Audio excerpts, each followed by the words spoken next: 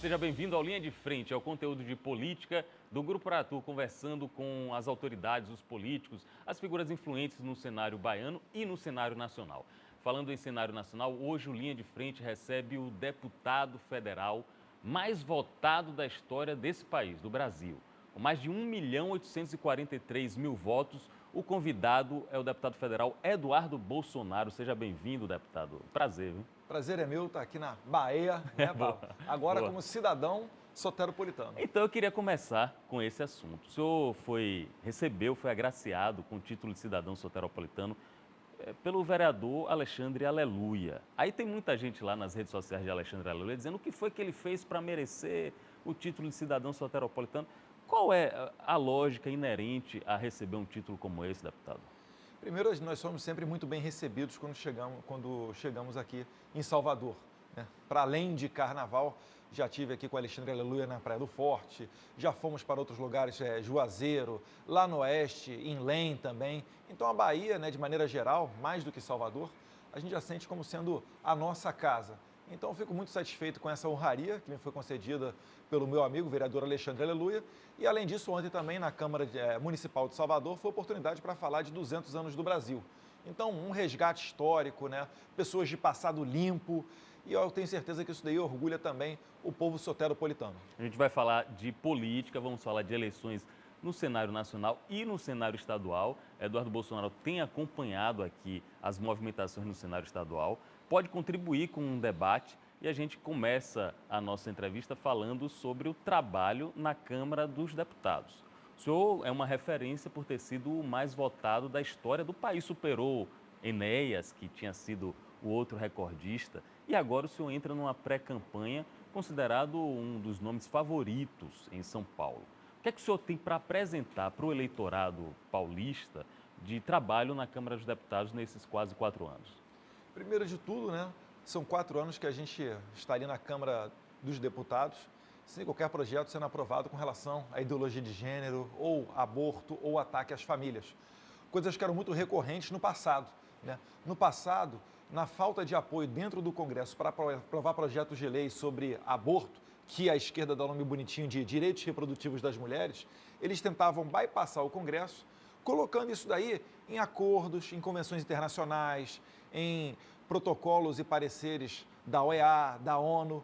Então, dentro do governo, sempre foi feito um trabalho para brecar esse tipo de coisa. E na Comissão de Relações Exteriores e Defesa Nacional, nós, né, também éramos um obstáculo quando esse tipo de coisa queria ir adiante. E para além disso, né, todos os acordos que o presidente Bolsonaro assinou, né, com Emirados Árabes Unidos, com Estados Unidos, com Israel, todos eles foram aprovados na comissão que eu mais participo, que é a Comissão de Relações Exteriores e Defesa Nacional. E certamente isso aí tem impacto. Por exemplo, tem alguns aparelhos que vieram de Israel que colocam água em escolas do Nordeste, que antes tinham carência de água. Então, eu fico muito satisfeito com esse tipo de trabalho, que não é só com relação a São Paulo, mas na Câmara a gente legisla para todo o país. O senhor citou muito bem a Comissão de Relações Exteriores, o senhor era um dos nomes cotados para ser embaixador, aliás, um cargo muito prestigiado, embaixador do Brasil nos Estados Unidos, embaixador em Washington. Aí eu queria a análise, com essa visão geopolítica que o senhor tem, sobre esse conflito que está tendo entre guerra de Ucrânia e Rússia, Rússia e Ucrânia, de que maneira o Brasil está se comportando nesse conflito. O que é que o senhor está achando disso? O Brasil, né, tem uma janela de oportunidade gigantesca nesse conflito. Por quê? Porque, por exemplo, a Alemanha, olha só que interessante, né? Sempre disseram que a alteração do clima ia acabar com a espécie dos seres humanos na Terra, portanto, a gente tinha que fazer tudo para salvar o clima no planeta Terra e preservar, né, as áreas de proteção ambiental, as APAs, as estações ecológicas. A Alemanha, por exemplo, já está mudando o entendimento. Como a Ucrânia é uma grande produtora de grãos, principalmente de trigo, e fornece para toda a Europa, na carência dessa produção de trigo da Ucrânia, a Alemanha já está revertendo áreas que antes eram para proteção ambiental para o uso dos seus produtores agrícolas. Então, repare, né, que agora a gente tem como chegar para a Alemanha e falar: Alemanha, mas não era bonitinho dizer que era para preservar a espécie humana no planeta Terra? E agora vocês vão matar toda a espécie humana, né? Essa será a última geração de seres humanos no planeta Terra porque vocês querem alimentar os seus nacionais?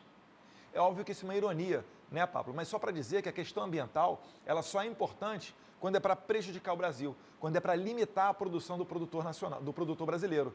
Quando é para limitar a produção do produtor europeu, aí a questão ambiental ela fica num segundo plano. Então esse é só um dos aspectos que vieram para mudar na geopolítica mundial. Aí, como colocado aqui por Eduardo Bolsonaro como uma janela de oportunidades. Entraria aí o agronegócio? Exatamente, exatamente. A inflação, ela é uma inflação mundial. O mundo inteiro praticamente se trancou, ficou em casa, e o mundo inteiro deu um crédito na praça para que as pessoas pudessem, de uma maneira ou outra, ter um Auxílio Brasil, um auxílio emergencial, um programa aqui e acolá. Então, essa inflação mundial vai ser muito difícil de você retornar aos patamares antes da pandemia. E no meio disso tudo, vem essa carência por alimentos. O mundo inteiro está preocupado com a segurança alimentar. Esse negócio do fica em casa, economia a gente vê depois, acabou por trazer essa realidade. Quando, por exemplo, eu fui recentemente no Marrocos e no Bahrein, a preocupação deles é gigantesca. O Emirados Árabes Unidos tem um Ministério da Segurança Alimentar. Teve um mês na Expo Dubai que foi só sobre segurança alimentar. No Brasil, as pessoas não se atentam tanto para isso ainda, porque aqui sempre houve uma fartura. O Brasil é uma terra abençoada. A fome ela é muito mais crítica em outros locais e no Oriente Médio, por exemplo, eles praticamente não têm cultura, né? Não têm agricultura lá devido às condições climáticas. E aqui no Brasil, por sermos uma terra tropical, a gente consegue ter, às vezes, mais de 2 safras por ano. Então, o Brasil está sendo visto como o grande exportador mundial de alimentos. Se hoje, finalizando, a gente já coloca para a população mundial 20% no prato da população mundial, o Brasil acredita-se ter capacidade para chegar a 50% da população mundial nas próximas décadas. Eu vou repetir para o senhor que eu estou com o Eduardo Bolsonaro, ele é o deputado federal mais votado da história do Brasil e ele atualmente integra o PL, junto com o presidente Jair Bolsonaro, junto com o vereador Alexandre Aleluia aqui também em Salvador. Eu vou repetir para o senhor a pergunta que eu fiz para o presidente da República uma semana atrás. Eu perguntei a ele, o ex-presidente Lula falou recentemente que como cidadão, como pai, ele não é a favor do aborto. Mas como chefe de Estado, ele estaria disposto a discutir a questão do aborto, da legalização do aborto no país. O senhor acabou de citar aborto aí como uma pauta que o senhor tem barrado, tem obstaculizado lá na Câmara. O que é que o senhor achou dessa declaração de Lula? Eu acho que o Lula está sendo Lula. Ele só está querendo te enganar mais uma vez para ter o seu voto, né? Ele só está fazendo essa relativização, essa moderação no seu discurso, porque pegou muito mal quando ele disse que a madame vai em Berlim, em Paris, para abortar e a filha do pobre aqui não tem condições. O que, na verdade, a gente tem que fazer é que essa mãe, ela tenha consciência, né, de que o seu ato sexual pode gerar uma vida e ela tem que ter responsabilidade sobre isso. Todos os nossos atos, nós temos que ser responsáveis. Então, antes de você querer matar um bebê da maneira mais covarde que tem, que é dentro da própria barriga, né, da gestante, porque o bebê ele não tem como fazer movimento, ele não tem como aprovar uma lei no Congresso, ele não tem como falar em defesa dele. Antes de que isso aconteça, você tem que ter responsabilidade. E não só a mãe, não, o pai também, né? O curioso, entre aspas, Pablo, é que pregam que a vida tem que ser uma vida prazerosa, que tem que se fazer sexo com todo mundo. Tem cantoras que falam que fazem sexo aí, de repente, até com animais. Falou de brincadeira. Desculpe, o senhor está se referindo à cantora Anitta, por exemplo? Sim, recente entrevista dela. Então, e aí surge como remédio para isso, quando vem uma gravidez indesejada, a possibilidade de você matar o bebê. Isso é falta de civilização, né? Fala-se tanto em direitos humanos, aí você vai assassinar um bebê que não tem culpa de nada, sabe? E só pode fazer isso aqueles que não foram, né, assassinados dentro do ventre das suas próprias mães. Então, o aborto é uma pauta que vai totalmente contra os valores de uma sociedade civilizada. E se o Lula chegar ao poder, ele vai fazer isso, tal qual ocorreu na Argentina. E repara só, Pablo, na Argentina tem inflação, agora está tendo falta de combustível, tá? Se não fosse o brasileiro, estariam sofrendo com falta de gás. E o que é que o governo do presidente Alberto Fernandes, que veio visitar o Lula na cadeia aqui há 2 anos atrás, o que é que o governo do presidente Alberto Fernandes na Argentina, que não é o Macron presidente não, é o Alberto Fernandes, o que ele fez? Ele aprovou o aborto. É a mesma coisa que a esquerda fez aqui.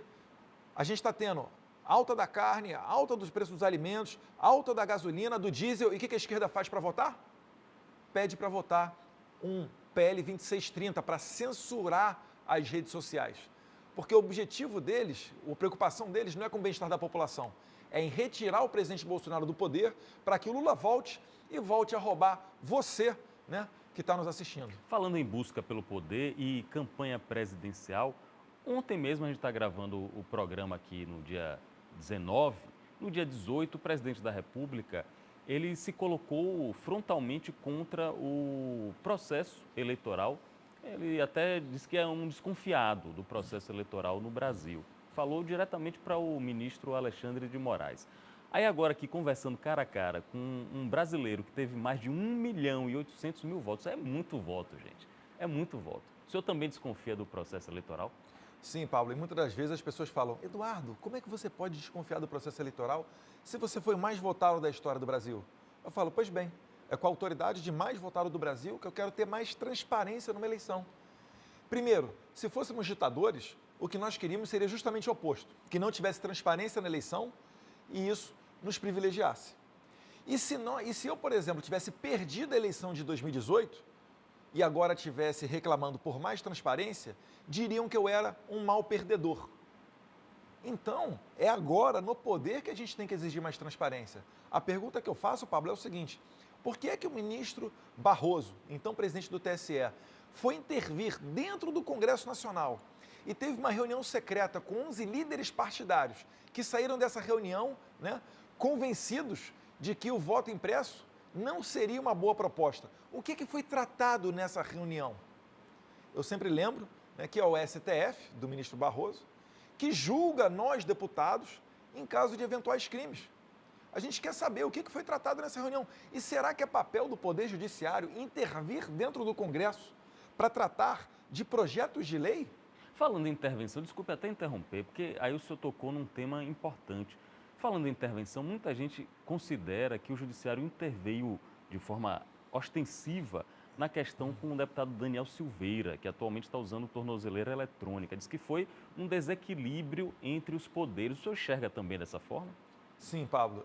Eu disse até recentemente que eu não tenho como comprovar, mas a Rádio Corredor, os boatos ali dos corredores da Câmara, dão conta que nessa noite de votação, em que o deputado Daniel Silveira foi mantido preso com mais de 360 votos de deputados federais, ocorreram ligações entre ministros do STF, não são todos, deixar bem claro, é uma minoria, e líderes partidários e deputados federais, a fim de pressionar pela manutenção da prisão do Daniel Silveira.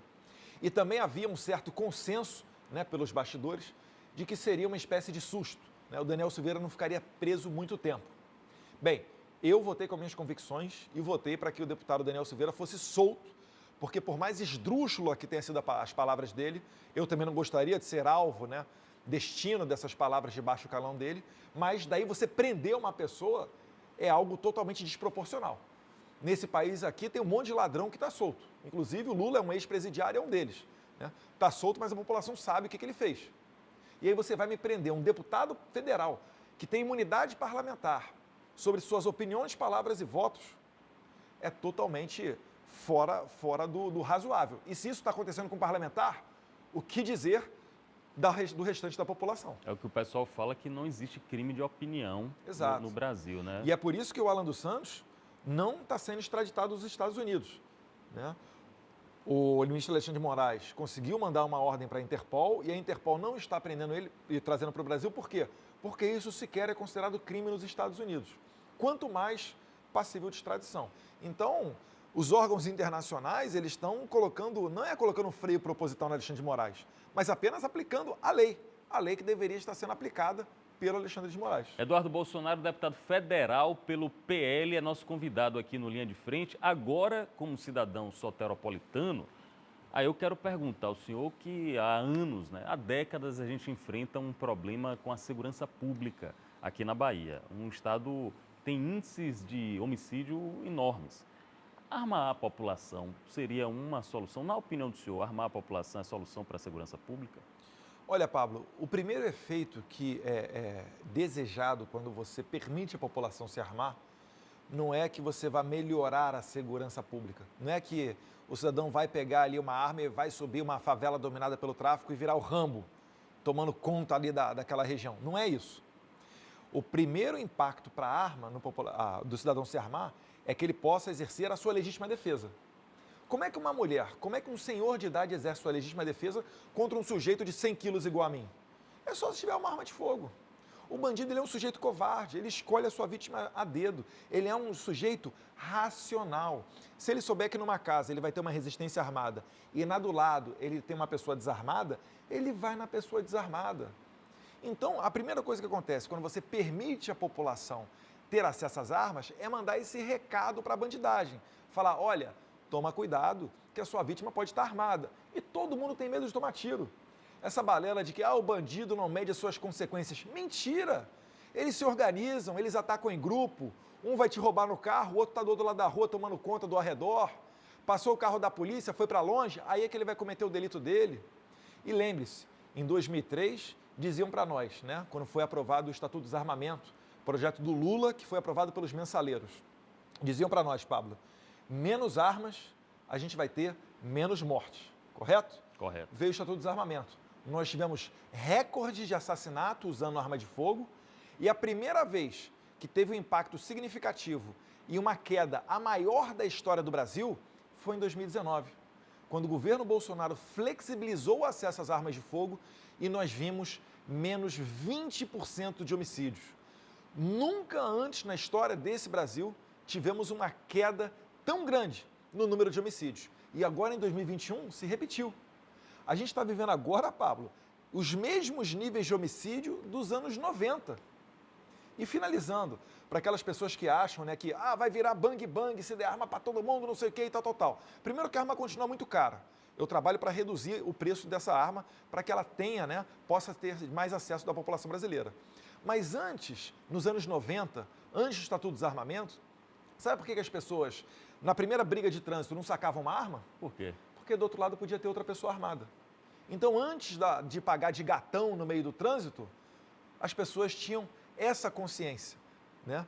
Elas conseguiam se manter no nível mais civilizado justamente por saber que exageros não seriam bem-vindos. O senhor falou no nível baixo de violência, de homicídios aqui no ano retrasado, né, 2020. Aí eu li uma notícia de que seria por causa da, entre aspas, porque tem que usar aspas, profissionalização do crime organizado.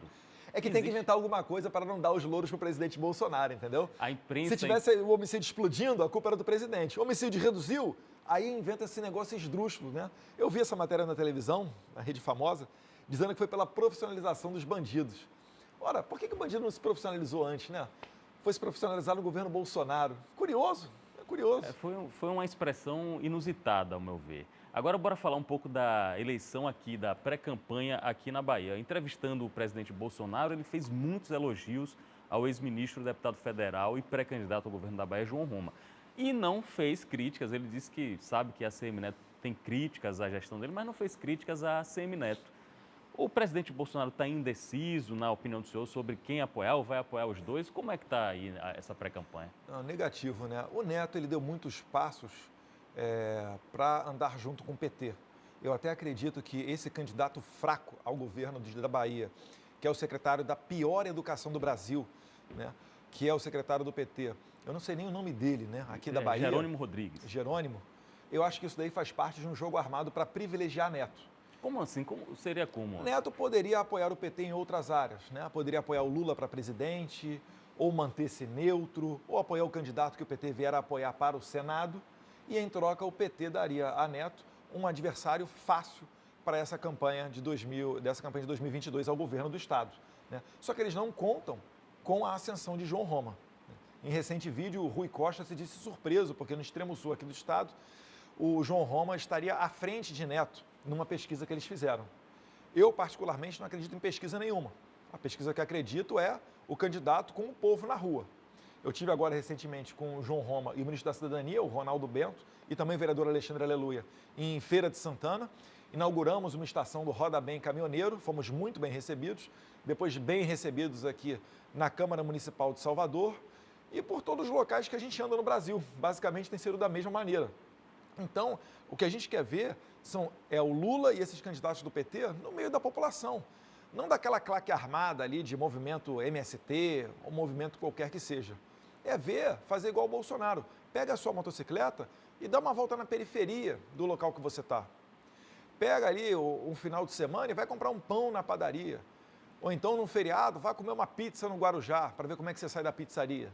Isso daí é que é a verdadeira pesquisa. E eu acredito muito que o João Roma, ele não só vai dar trabalho, não. Ele tem reais chances de ser eleito aqui na Bahia. Quando a campanha começar para valer, o presidente vir aqui pedir voto para João Roma, pode ter certeza. Muita gente vai se recordar do João Roma, que colocou o Auxílio Brasil adiante, que mais do que dobrou o preço do Bolsa Família, que deu uma saída para que a pessoa não fique refém desse benefício e comece a trabalhar e siga recebendo Auxílio Brasil, como é agora, novidade trazida de João Roma.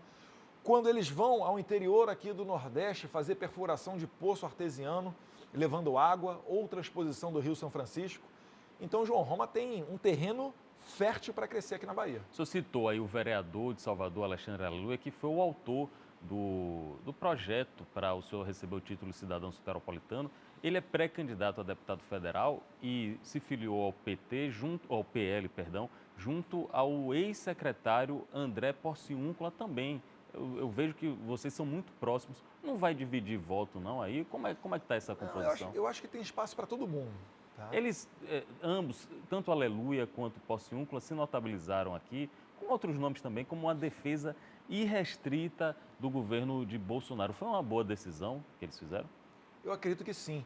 Né? Se nós formos lembrar 2018, a deputada que está na boca do povo aí como sendo traíra, né? A Daiane Pimentel, que foi eleita na onda Bolsonaro e em menos de um ano depois, né, já tinha virado as costas, inclusive chegando nas municipais aqui a apoiar o candidato do PT em Feira de Santana, ela teve, salvo engano, ali uns 120, 130 mil votos. E logo antes de fazer o registro da chapa do PSL em 2018 aqui na Bahia, ela deu uma limada em uns 2 ou 3 concorrentes, que depois vieram reclamar comigo por que o nome deles não saiu na chapa para candidato a deputado federal. Então, o que a Daiane Pimentel fez, basicamente? Ela direcionou o voto de todo mundo para ela. Então, se nós passarmos que outros candidatos possam vir a agregar mais nesse voto à legenda. O André Porciúncula, que teve uma notoriedade nacional pelo seu trabalho na pauta da Lei Rouanet. O Alexandre Aleluia, que já é vereador de mais mandato, ele foi o 6º mais votado em Salvador, aumentou a sua votação na última eleição municipal. João Roma vindo, colocando aqui, né, as pautas conservadoras adiante no Nordeste, junto com o presidente Bolsonaro.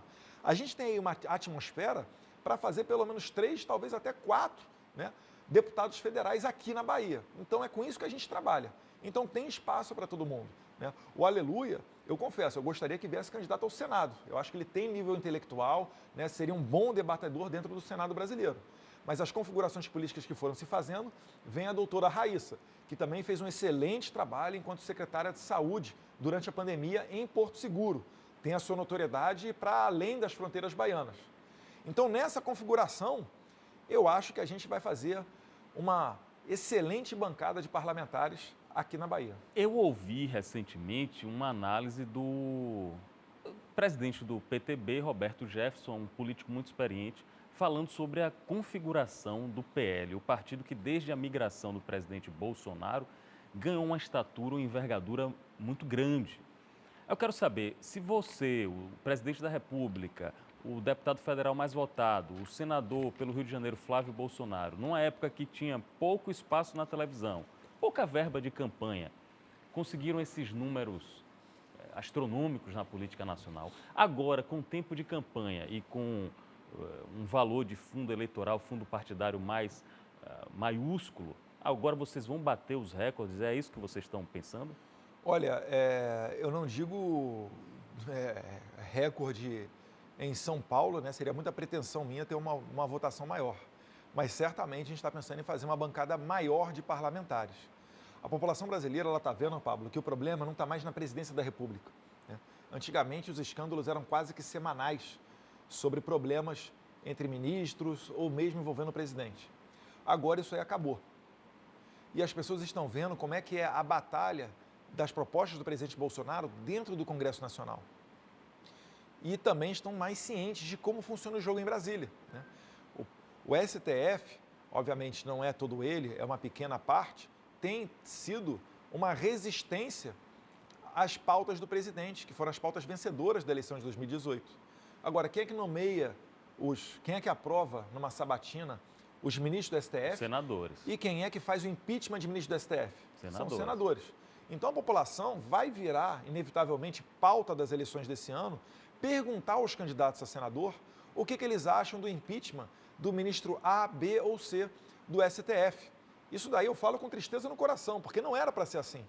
Mas a partir do momento em que existem ministros do STF que começam a intervir dentro do Congresso Nacional, que não permitem o Poder Executivo de nomear, né, funcionários do próprio Poder Executivo, eles estão vindo para o campo político.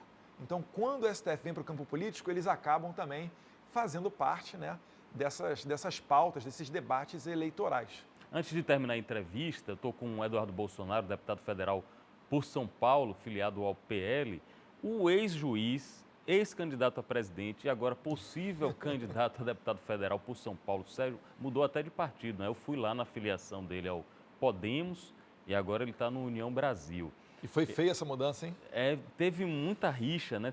Até o próprio ACM Neto se envolveu e falou que não gostaria que ele fosse candidato a presidente da República.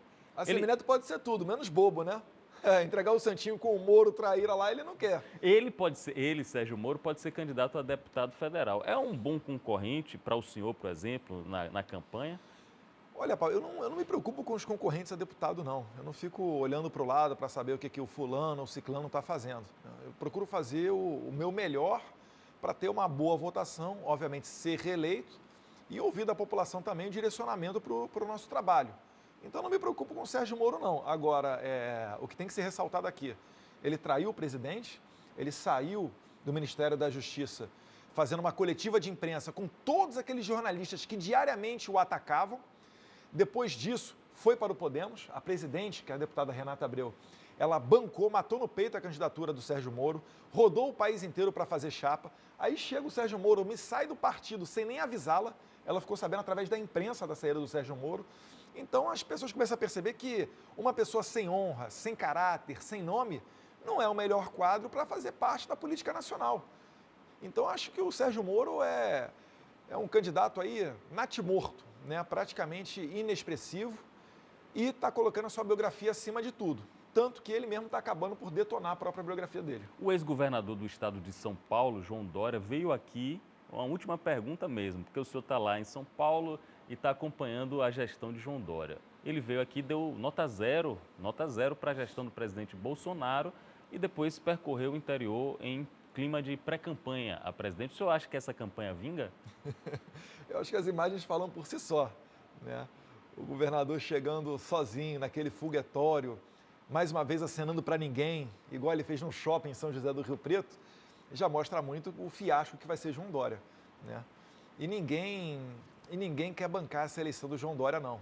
Os próprios deputados do PSDB não querem que ele venha candidato, porque vai ser muito constrangedor você entregar o seu santinho de campanha de deputado federal e estar casado lá o 45 de João Dória. Ele não tem condição de sair em São Paulo, ele não consegue ir a um shopping, ele não consegue ir a uma padaria. Ele foi o cara que fez um lockdown por birra, né? Tudo que o presidente Bolsonaro falava na pandemia, ele se posicionava de maneira contrária. Então, eu acho que essas pessoas que não têm condição de sair às ruas, quanto mais de sair candidato à presidência da República, né, não assustam. Eu, particularmente, Pablo, estou torcendo para que o João Dória saia candidato a presidente. Por qual motivo? Porque isso daí faria uma redução da bancada do PSDB dentro do Congresso e abriria uma possibilidade de uma bancada maior bolsonarista, né? Tem até gente boa dentro do PSDB, eu não vou generalizar e ser hipócrita aqui não, tá, de deputado federal.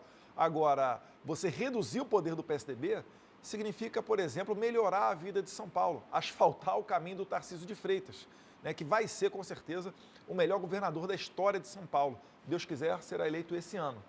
Então é isso tudo aí que está em jogo no momento agora. Tarcísio Gomes de Freitas, o ex-ministro aqui da infraestrutura do governo federal. Estive agora com Eduardo Bolsonaro, deputado federal por São Paulo, o mais votado da história do país. Eu quero só um recadinho de 30 segundos para os baianos. O senhor tem alguma mensagem para os baianos aqui, em 30 segundos? Esse ano, a Bahia vai provar que é terra de gente trabalhadora, que não quer, de verdade, né, que um ladrão volte à cena do crime. E mais do que isso, vai dizer que tem no coração valores como a família, a legítima defesa, a sua fé religiosa, independentemente da religião que você tenha, e vai fazer do Brasil um local melhor. Vocês terão a oportunidade esse ano de votar num candidato que entendam ser perfeitos, né? Os melhores, e não, mais uma vez, votar no menos pior.